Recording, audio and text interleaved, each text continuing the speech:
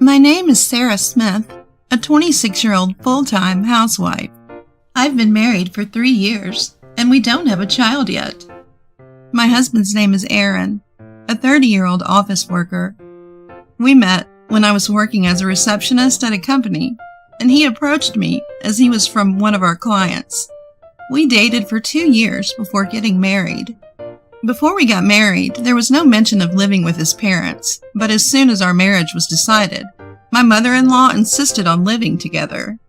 I told my husband that I didn't want to live together during our newlywed days, but he said, "You'll be working as a housewife, and I'll be working at the company." Fair enough. Then he showed me his palm in front of my face and gestured for me to stop talking. I reluctantly agreed to live together, thinking it might be inevitable, since I was marrying the eldest son. After we decided to get married, we planned to visit the wedding venue together, but my mother-in-law always came with my husband. I felt uncomfortable when my mother-in-law started interfering with the wedding plans, and even my husband's attire. I looked at my husband, and I couldn't help but think, is he marrying his mother? He seems so happy about it. Honestly, I felt down, thinking, I'm going to live with a mama's boy and his mother.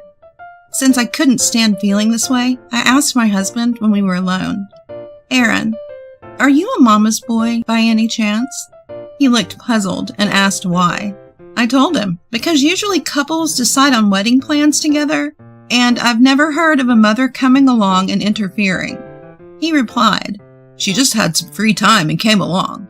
It's not meddling, it's advice. Don't worry about it, and I'm not a mama's boy." When he asked, "What would you do if I were a mama's boy?" I replied, "I wouldn't marry you. It would feel too uncomfortable, right? It's better to stop the wedding now for our future." I answered honestly. My husband said, "I'm not a mama's boy, and I'll protect you if my mother does anything to you," and laughed.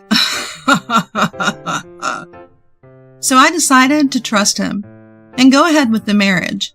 After that day, my mother-in-law never came to the wedding venue again. We had our wedding, moved our belongings into our room at his parents' house, and left for our honeymoon. When we returned and tried to unpack, we found that our room had already been tidied up. I was surprised to see that the furniture, which I had planned to buy later, was already set up. Everything from curtains to bedding was ready, and the room was prepared for us to live in immediately. I couldn't find my belongings, so I asked my husband about them.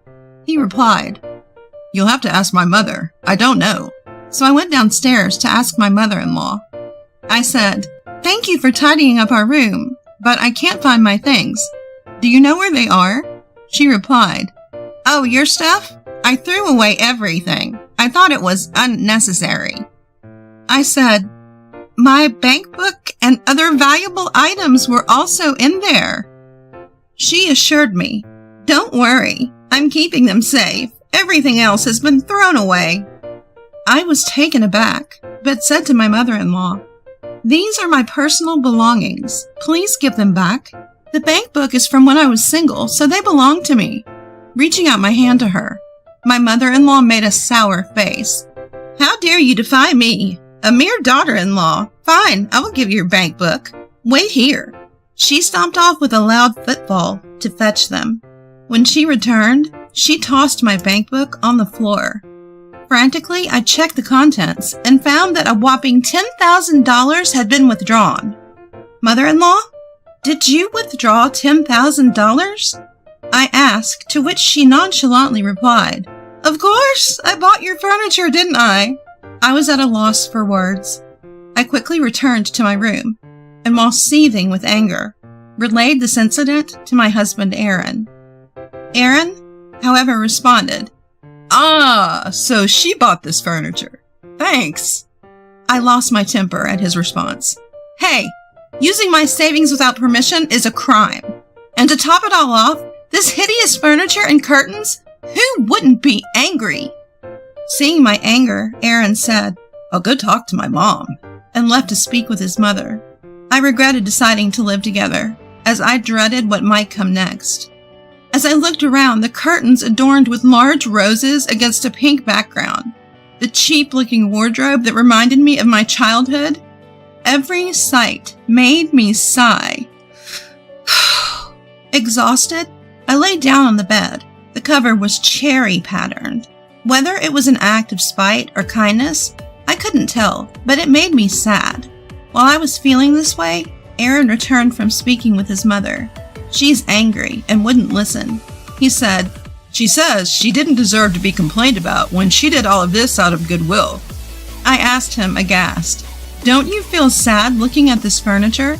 These curtains and the bed cover?" Aaron looked around the room, his face paling. "Let's change it a bit, without her noticing," he said, trying to placate me. "And the money? Will I get the money back?" I asked. I was not working hard and saving my money for such frivolous things. Aaron apologized on his mother's behalf and said he would repay me bit by bit from his salary and bonus. I also apologized to Aaron for starting a fight with his mother on our first day living together, and despite not wanting to, told him I would apologize to his mother. When I apologized to her, saying, "Mother-in-law, I'm sorry for my rude remarks earlier," she replied, "So you're the type to complain about even the smallest things. But remember, if you defy me again, there will be consequences." She forgave me for the incident. The next morning, my mother-in-law woke me up at 4 a.m. She told me to buy bread from a bakery in the neighboring town that opens at 5 a.m. Considering yesterday's incident, I simply said yes and decided to go to the bakery. I wanted to ride my bike, but I couldn't find the key.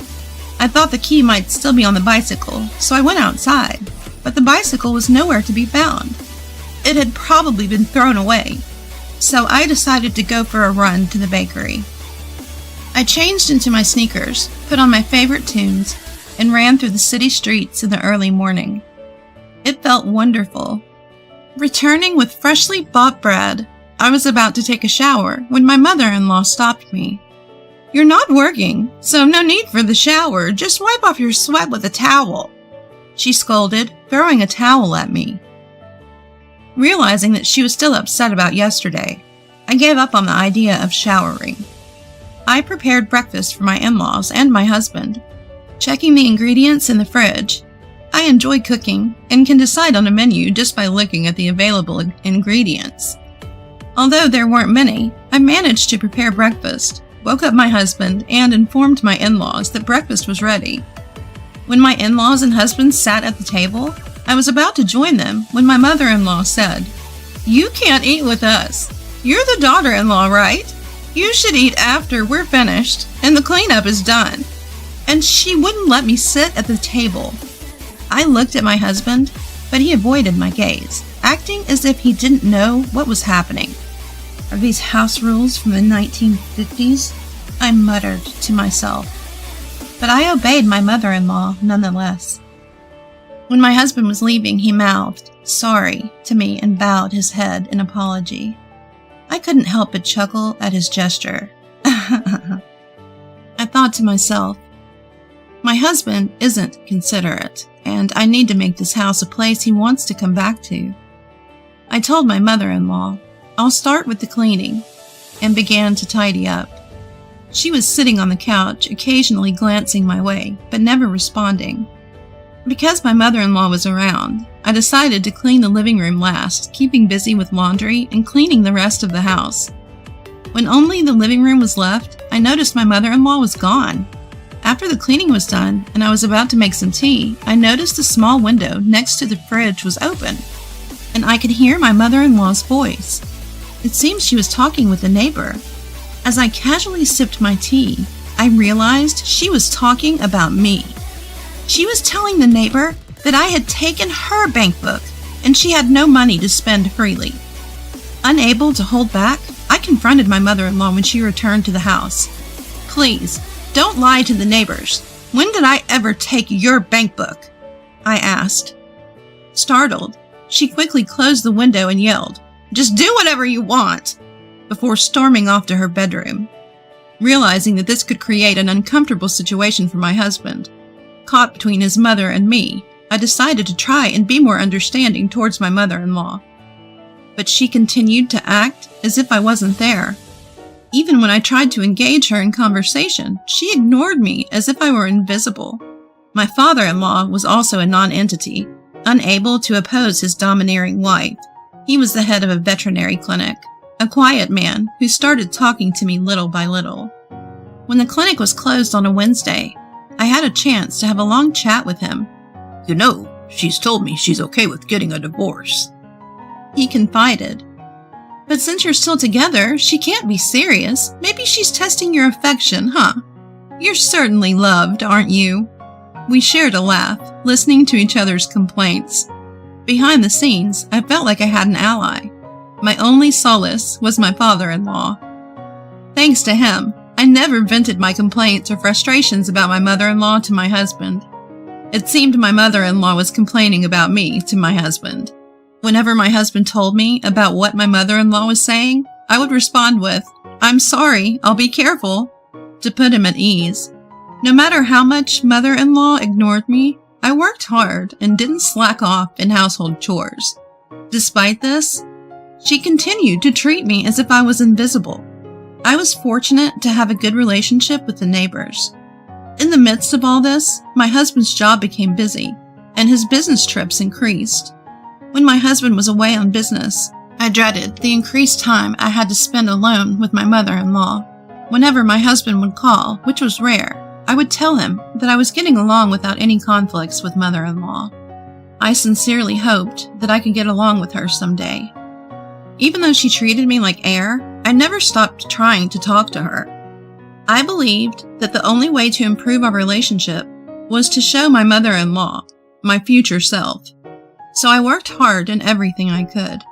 I continued my routine of waking up early and running to the bakery, which I had been doing since the day we got married. Before I knew it, 3 years had passed since our marriage. As usual, mother-in-law treated both me and father-in-law as if we were air. And I continued to find opportunities to talk with father-in-law when mother-in-law was not around.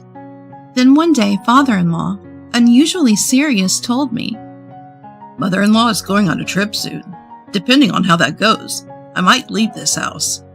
I tried to ask him what he meant, but he said, "I can't tell you now," and didn't elaborate. I was saddened by the thought of father-in-law leaving and couldn't help but cry. After all, he was my only ally and source of comfort in this house.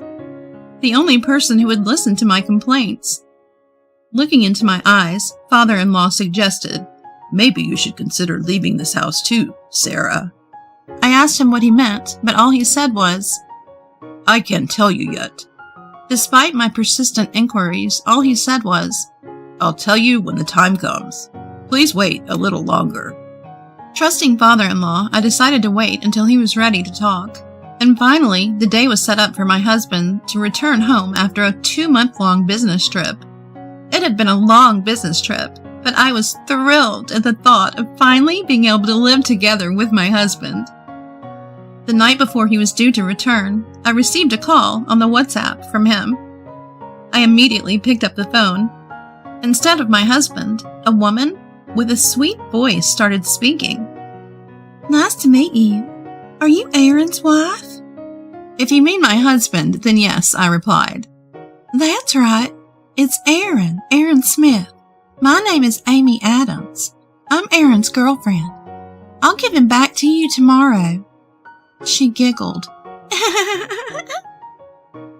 "What kind of relationship do you have with him? Please tell me again." "I told you, I'm his girlfriend." She giggled again. "Do you mean you're his mistress?" "No, I'm his girlfriend, and we're planning to get married." Amy, sounding slightly irritated, came off as either drunk or immature. "I see. How did you meet?" "I'm a temp worker at Aaron's company." She laughed. Something about the way Amy kept giggling gave me the sense that she'd spill the beans if provoked. So I decided to push her buttons a bit. "Oh, my husband Aaron has been very kind to me. He says he won't have to go on business trips anymore. So I'm really looking forward to our life together." I giggled back. "No more business trips." Did Aaron tell you that? Yes, we were thinking about starting a family soon. We've been talking about it a lot. Oh, it's so embarrassing. I laughed. That's impossible. I'm already pregnant with his child. I was taken aback. Amy had just told me that she was pregnant with my husband's child. You know your mother-in-law doesn't even recognize you as her daughter-in-law, right? Why don't you just get a divorce? She chuckled. I was surprised that Amy mentioned mother-in-law, and that brought me back to my senses. Did my mother-in-law say that? Well. I laughed, not knowing how else to respond to the mention of my mother-in-law. Amy, perhaps feeling belittled, angrily replied, Have you ever gone on a trip with your mother-in-law? Because I have. The four of us had a great time. She then sent a picture over WhatsApp. In the picture were my husband and mother-in-law in summer dress, a woman who looked like Amy, and a man who appeared to be about the same age as my husband. I asked, Who's this man? And Amy giggled. Oh, I can't tell you that. It's a secret. Are you jealous that I'm close with Aaron and your mother-in-law? I thought to myself, these people are disgusting. Did you just run into them by chance on a trip? I'm not jealous at all. After all, we're married. Amy responded by sending dozens of pictures of her and my husband without a word. I quickly saved them all. Among them were several pictures of my mother-in-law cozying up with a man. All this doesn't really prove anything. There's no way my husband would betray me. Well, thank you for your time, I said, pretending to hang up the phone. Wait. I have proof. Just wait. I waited in silence. She then sent screenshots of her WhatsApp conversation with my husband. There were many of them, and I saved every single one. Then I said, thank you, and hung up the phone. As soon as I hung up, I burst into tears. I had trusted him. I thought he loved me. I thought he was on my side. I loved him. My emotions were a whirlwind. The confident me who was taunting Amy just a while ago was gone. I stormed out of the house and headed for my father's office. I threw open the door to my father's office and tearfully asked, Where's my dad?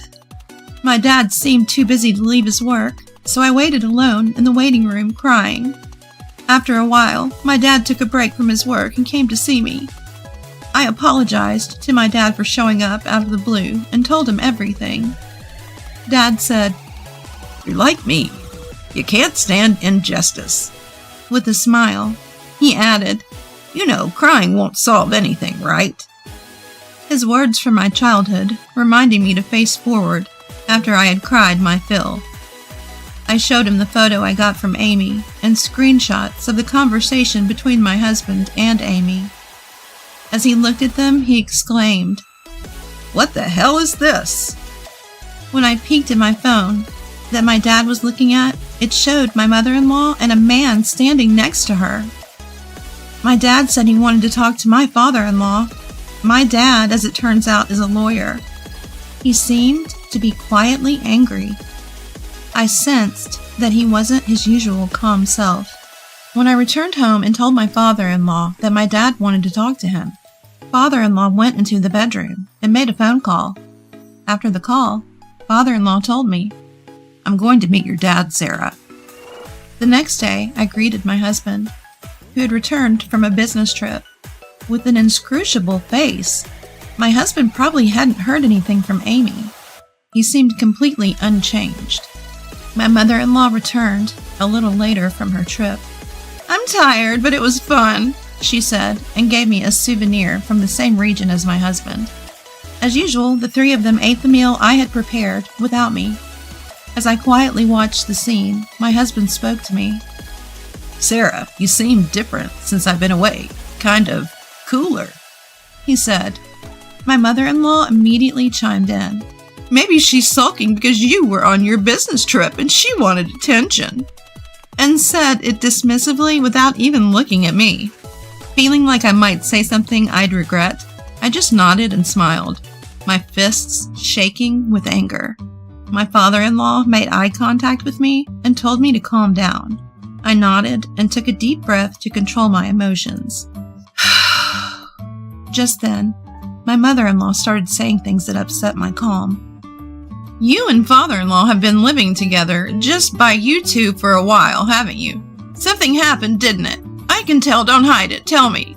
She insinuated something more than a father-in-law, daughter-in-law relationship between me and my father-in-law. What do you mean, something happened? I asked, holding back my anger, and she kept suggesting, a romantic relationship, right? You had one, didn't you?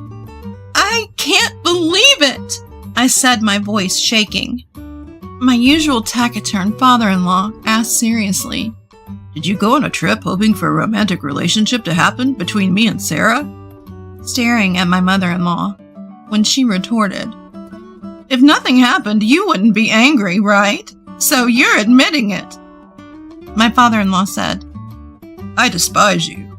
I can't forgive you as a person. And left the room, saying, I'll be at the hospital for a while. Don't contact me. My mother-in-law told me, you can leave too. I stared at my husband. Feeling my gaze, Aaron glanced back at me with a startled look. Observing this, my mother-in-law interjected, what's the matter? Got an issue with Aaron? Acting all high and mighty. This is why I don't want to talk to you. You should go to your father's veterinary clinic, too. She urged me out. My husband did nothing to stop her. I turned to Aaron and asked, Aaron, don't you have anything to say? We are in the away situation I warned about before our marriage, didn't I? What happened to I will protect you if my mom does anything to you? It was you, Aaron, who dissuaded me when I thought of reconsidering our marriage because I disliked this prospect. My husband seemed shocked by my outburst. Seeing this, my mother-in-law said, then why don't you just leave? Get out. I asked Aaron, is that okay with you? But Aaron didn't answer. He just held his head in his hands. That means get out. Aaron is just too kind to say such words. I kept my gaze on Aaron and finally asked, so it's okay. No answer means that's the answer, right? Aaron replied, I need to think. Please wait a little. And then he went to the bathroom. I didn't wash the dishes, didn't take a bath, and just went to bed in our room. The next morning I woke up earlier than anyone else, did not prepare breakfast, and headed back to my parents' home. Upon arriving, I used my spare key to enter the house and took a shower. My mother, who had been awakened by the sound, seemed surprised to find me in the house. My father also woke up after seeing my face. He simply said, good morning, and went into his study. When my father came out of his study, he handed me an envelope. I looked inside it while telling my parents about being told to get out by my mother-in-law, and that I had yet to receive a response from my husband. After I finished looking through the contents of the envelope, I told my parents, I can't live with Aaron anymore. Can I come back home? My parents nodded and smiled, saying, of course, this is your house. I bowed silently, then looked up. Seeing my face, my father said, calm down. Your face looks like you've seen a ghost. I believe I had turned into a vengeful spirit after reading the documents in the envelope. The betrayal by my husband and the unwarranted harassment and verbal abuse from my mother-in-law were swirling around in my head, along with the images. As I took deep breaths, I started to feel a strange sense of enjoyment in the situation, thinking, this is going to be the ultimate revenge. In the afternoon, I headed to my father-in-law's veterinary clinic, which was closed for the day, with my father. My father-in-law, seeing me, called out, Sarah, are you all right? He seemed worried about whether I had been able to sleep or eat. I simply replied, I'm fine. Seeing my expression, he smiled, seeming relieved. From there, my father-in-law, and I had a discussion, and we decided to take action the next day. First, I called Aaron during his lunch break and arranged to meet him at a diner after work. My husband came panting to the seat where I was waiting. "Why didn't you answer after so many calls? Where have you been? What happened?" He bombarded me with questions. I took deep breaths as my father had advised me, trying to calm myself. "I'm sorry for leaving without saying anything. I was just wandering around the city. You know best what happened, don't you?" I said, playing the part of the brave woman with a smile, even though my eyes were teary. Today, I needed to act like a great actress when dealing with my husband. Pretending to hold back tears, I turned around and put eye drops in one eye.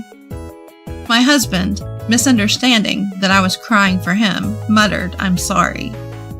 He must have thought a message had come from me since I left home. But when he opened our chat room on WhatsApp, he found call records and a lot of pictures and thought he had been exposed. With a very flustered look on his face, my husband said, "I did meet with her, but there's nothing between us. I only love you, Sarah. If you're mad about us meeting, I won't do it again, so please forgive me." A storm of false excuses and apologies. I brushed off my husband's hand when he tried to hold mine and said, "I love you too, but..." With a handkerchief to my eye, I fake cried and said with a shaky voice, "Amy is carrying your child, isn't she?" After saying this somewhat excitedly, I said it more quietly. "Don't let the child suffer. This is my last request to you." Playing the part of a brave woman who steps back because the woman her husband cheated with is pregnant. My husband kept saying, "I'm sorry," and cried, saying, "But I only love you, Sarah, and that will never change," repeating cliched lines. My husband felt more guilty than necessary and told me he would give me all of his savings and pay me $20,000 as compensation. It seemed like he wanted to make sure I wouldn't struggle, even if we divorced. I called my father and had him fill out and stamp the divorce papers, and also had him stamp the pledge we created. My husband apologized to my father, but my father dismissed him, saying, "Thanks for the days you spent with my daughter," and left the diner with me. Then I went to my in-laws' house to pack my things. Most of the stuff had been thrown away by my mother-in-law, so all I had was one large bag. My mother-in-law came in and asked with a smirk, "You're moving out?" I replied, "I'm leaving now. Thank you for everything," and headed back home with a spring in my step. As I was unpacking and tidying up at home, I got another WhatsApp call on my phone. I had a feeling that it was a call from Amy to gloat. Sure enough, it was Amy on the phone. "How does it feel to be a loser ex-wife? I'm on top of the world. There's no man I can't have, huh?" She began with her usual gloating. I calmly responded, "Good for you. Be happy." "You told him you loved him. Heartbroken? Huh?" I was hurt. "I think a letter will arrive for you later, so please take care of it," I said, and hung up.